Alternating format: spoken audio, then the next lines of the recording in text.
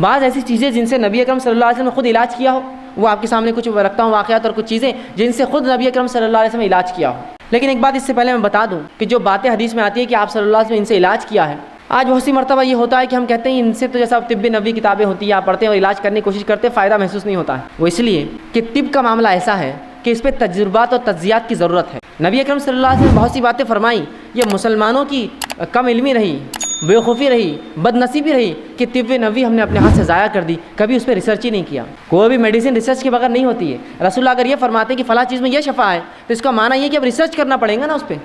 اس میں سے نکالنا پڑے گا کیسی شفا ہے، کس چیز کے ساتھ دنیا کی مل کے شفا دیں گی، کون سی اور چیزوں سے مل جانے سے فلاں فائدہ ہوگا۔ ریسرچ ورک کبھی نہیں ہوا، اور افسوس مسلمانوں نے یونانی طب کو اپنا طب سمجھا اور یونانی طب کو مکمل طور سے لے لیا، اور طب نبی اس کے چکر میں پوری ختم ہو گئی کہ آج بہت ساری باتیں جو طب نبی میں الفاظ آتے ہیں وہ دوائیں کس کو بولتے ہیں ہم کو معلوم نہیں۔ وہ تو تبھی معلوم ہو سکتا تھا جب اس زمانے کے بعد سے لے کر مسلمان اس کو استعمال کرتے رہتے، اس پہ تجربات کرتے۔ افسوس کہ اتنا زبردست ذریعہ طب کا ہم نے کھو دیا۔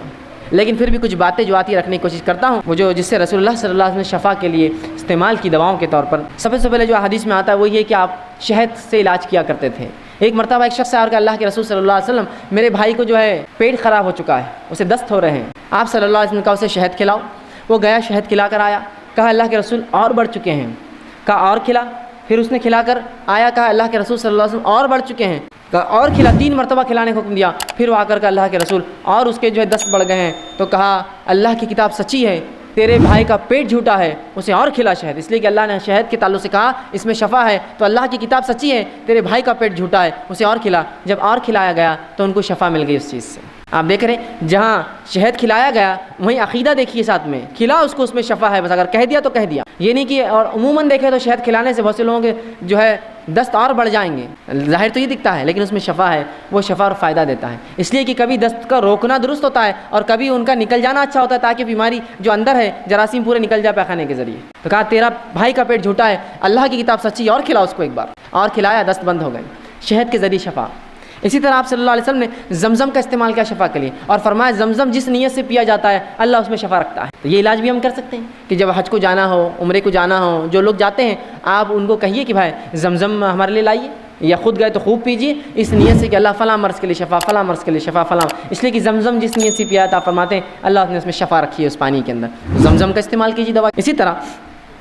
گائے کا دودھ، یہ بھی بڑا مفید ہے، یاد رکھیے۔ آپ صلی اللہ علیہ وسلم فرماتے ہیں کہ گائے کا دودھ پیا کرو، اس میں شفا ہے، اور اس کے پنیر کو کھایا کرو، اس میں بھی شفا ہے، اس لیے کہ گائے مختلف قسم کے جھاڑ کھاتی ہے جس کی وجہ سے اس کے دودھ میں شفا ہوتی ہے، لیکن اس کے گوشت میں بیماری ہے۔ کیا فرما رہے ہیں آپ صلی اللہ علیہ وسلم؟ گائے سے علاج کیا کرو، اس کے دودھ میں شفا ہے اور اس کے پنیر میں شفا ہے، لیکن فرمایا اس کے گوشت میں بیماری ہے۔ لیکن ہمارے پاس تو گائے کے گوشت کا معاملہ کیا ہوتا ہے آپ سب جانتے ہیں، اس کے بغیر کوئی دعوت مکمل نہیں ہوتی، اور اس حد تک اس کو کھایا جاتا ہے کسی کو انتہا نہیں۔ آپ کھا سکتے ہیں، حلال ہے، یہ حرام نہیں ہے، لیکن اگر بکثرت اس کو کھائیں گے تو اس میں بیماری ہے، یاد رکھیں کہ رسول اللہ نے واضح اور ایک نہیں ایسی 5 سے 6 روایت ہے جس میں کہا اس میں بیماری ہے، اس کے گوشت میں بیماری ہے۔ تو آپ نے فرمایا اس کے دودھ میں شفا ہے، اس کے پنیر میں شفا ہے، اس لیے کہ گائے چرتی ہے اور بہت سارے مختلف جھاڑ کھاتی ہے جو بیماری کا علاج ہوتے ہیں، تو اس کو پینا چاہیے، اس کے دودھ کو، اس کے پنیر کو، اور کہا اس کے گوشت کے تعلق سے احتیاط کرنا، اس میں بیماری ہے۔ تو حلال ہے ایسا گوشت کھانا، لیکن بکثرت کھائیں گے تو بیماری ہو سکتی ہے، یاد رکھیں۔ رسول اللہ نے فوراً وضاحت کر دی اس میں بیماری، اور تمام احادیث صحیح ہے، یاد رکھیں۔ تو گائے کے دودھ سے علاج کروائیے، بچوں کو پلائیے، خود پیجیے، بیمار ہو تو بڑا شفا، اس میں فائدہ ہے۔ اسی طرح آپ نے زیتون کے تیل کے تعلق سے کہا، زیتون کے تیل میں بھی شفا ہے، کوشش کریں کہ زیتون کا تیل ہم استعمال کریں۔ اب لیکن بہرحال اب کیسے استعمال کریں اس کو تو ظاہر سی بات ہے تجربات کرنے پڑیں گے۔ اب جو لوگ تجربے کرتے ہیں مختلف چیزوں میں ملا کر زیتون کا تیل کیا فائدہ ہوتا ہے ان سے پوچھنا پڑیں گے کیسا ہوتا ہے بول کر۔ اسی طرح کلونجی میں آپ نے فرمایا شفا ہے، اور کلونجی کے تعلق سے فرمایا کہ تم جو کالے دانے، کلونجی جس کو کہتے ہیں، اس کو اگر ساتھ کھایا کرو، اس میں بڑی شفا ہے، اور فرمایا اس کے تعلق سے کہ جو اسے کھاتا ہے اس میں موت کے علاوہ تمام چیز کا شفا ہے، تمام چیز کے سوائے موت کے، کلونجی، تو کلونجی کھایا کریں، اس میں بھی شفا ہے۔ اسی طرح اجوا کھجور کے تعلق سے آپ نے فرمایا اس میں بھی شفا ہے۔ اجوا کھجور وہ کھجور ہوتی ہے جو نبی اکرم صلی اللہ علیہ وسلم کے زمانے میں ایک مخصوص احاطہ ہے اس کے اندر اگتی تھی،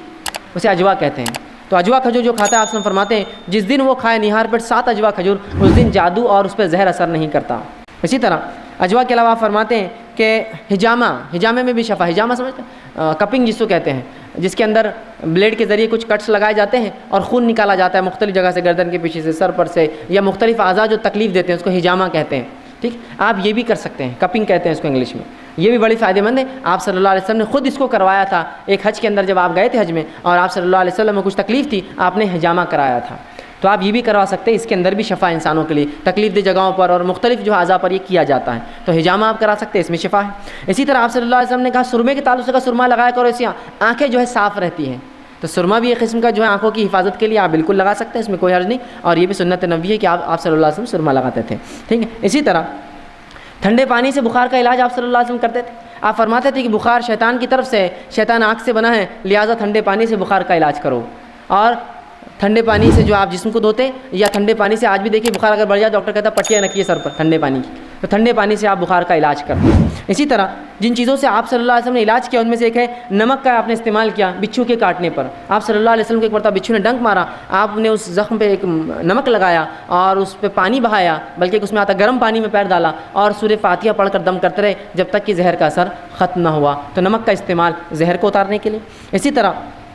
آپ صلی اللہ علیہ وسلم جن کو پیٹ کے کچھ امراض ہوتے، مرض ہوتے، ان کو حکم دیتے کہ عربی بھیڑ جس کو دمبا کہتے ہیں، جس کی دم بڑی چوڑی ہوتی ہے، بہت موٹی دم ہوتی ہے، ہمارے بکرے اور مینڈوں کی ایسا نہیں، بہت چوڑی دم ہوتی ہے، آپ صلی اللہ علیہ وسلم فرماتے ہیں اس کی دم کی چربی نکال کر لاؤ، اس کو پگھلاؤ اور 3 دن میں جو ہے 3 حصے کر کے 3 دن میں وہ چربی پیو، جس سے پیٹ کی بیماریاں ضائع ہوتی ہیں، دمبا جسے کہتے ہیں، عرب علاقوں میں بہت پایا جاتا ہے، تو آپ صلی اللہ علیہ وسلم کی چربی سے علاج کا حکم دیا۔ اسی طرح راکھ سے بھی آپ صلی اللہ علیہ وسلم علاج کروایا۔ آپ صلی اللہ علیہ وسلم جنگ احد کے اندر جب آپ کو کچھ زخم ہوئے تو فاطمہ رضی اللہ عنہا نے کھجور کے پتوں کو جلایا، اور اس کے جلنے کے بعد جو راکھ تھی اس راکھ کو جو زخم پہ لگا کر اس پہ پٹی لگائی، تو یہ بھی جو ہے اس سے بھی آپ صلی اللہ علیہ وسلم نے شفا طلب کی۔ تو یہ وہ تمام کچھ چیزیں تھیں جو احادیث میں ملتی ہے، میں نے کچھ مختصر جو میرے سامنے واضح تھی میں نے آپ کے سامنے رکھنے کی بہرحال کوشش کری۔ ان چیزوں کے ذریعے آپ نے طلب کی، اس کا مطلب یہ ہوا کہ یہ چیزوں کے ذریعے اور بھی جو حلال چیزیں ہیں ہم سب ان کو استعمال کر سکتے ہیں علاج کے طور پہ۔ جہاں دعائیں بھی پڑھی آپ نے، قرآنی آیتیں بھی پڑھی، صورتیں بھی پڑھی، وہیں جو ہے دنیاوی علاج بھی کیا، شہد بھی کھایا اور زمزم بھی پیا اور ساتھ میں جو ہے کھجور بھی کھائے اور سرما بھی آپ لگاتے تھے، حجامہ بھی آپ نے کروایا، اور باقی بہت سی چیزوں میں حکم دیا کہ فلاں کرو فلاں کرو اور فلاں کرو، تو پتہ چلا جائز اشیاءوں سے میں اور آپ علاج کر سکتے ہیں، پھر چاہے وہ کیمیکل کے فارم میں ہو آج کل یا کوئی اور فارم میں، بس جائز ہونا یہ شرط۔